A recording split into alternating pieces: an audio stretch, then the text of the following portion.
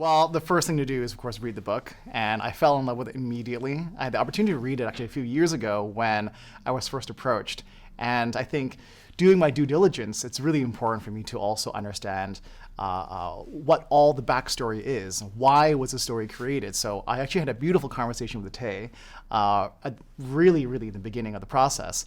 And once I understand what her intentions were, and then also discussing with the screenwriters and having that kind of collaboration allowed me to pose the right questions, have the right approach to make sure that, most importantly, we honor the original story. Even though there are changes here and there, that the essence, the spirit of the novel is still the same, so that all fans can still not only find all the certain scenes that they've read actually come to life, but also find something special and fresh about it.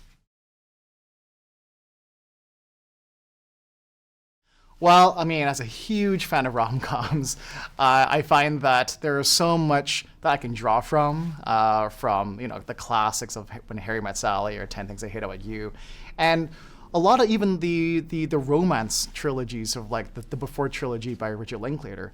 And as a TV director, I've also had an incredible experience directing romance and YA related TV shows. And I think that the culmination of all these different experiences that I've had working with new actors, established actors, different stories from parts all around the world allow me to really bring that extra special touch and make sure that it's appropriate for this coming of age rom-com, and do it with a unique twist and a unique perspective, which is my own.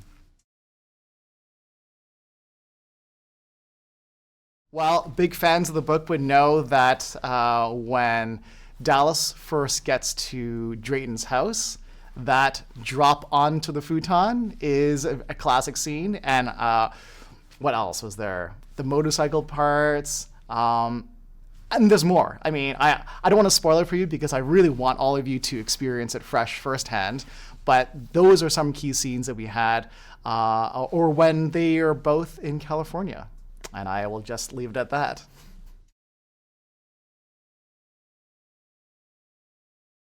Well, the first is to have them tell me what they relate to when it comes to the characters throughout the story, from the beginning all the way to the end. Have they experienced these things? What can they draw from? And once I have that as a foundation, wherever they have not have experienced, I would either try to give them references, movies, books, things that they can help them understand the character a bit better and empathize. And I find that acting is all about having empathy and making sure that they convey all the truths authentically. So I find that with Siena, who's a beautiful, well-trained actor, has a lot of experience to kind of draw from, and didn't really require too much training, and that actually allowed a lot more freedom to discover new things with Siena. For Noah, on the other hand, because he's relatively green, I was able to use a lot of my experience working with non-actors and finding different techniques that I can use to kind of draw it out. And one of the best ones that I found was using heavy rehearsal.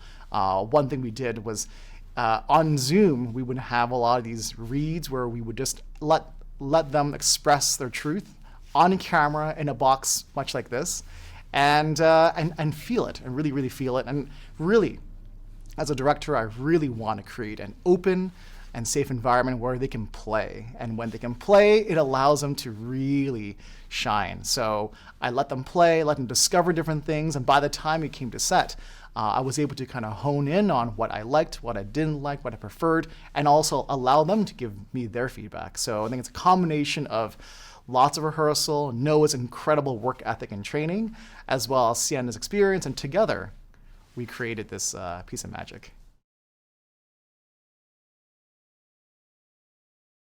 They all come from different backgrounds, right? And I think that what's special about this casting, and I was very insistent on it on some of these individuals, is the lived experience that they have. So Noah, who has played at a semi-professional level in soccer, was able to understand and tap into a bit of that for the whole football sequences and understanding the burdens that he has from his dad, for instance.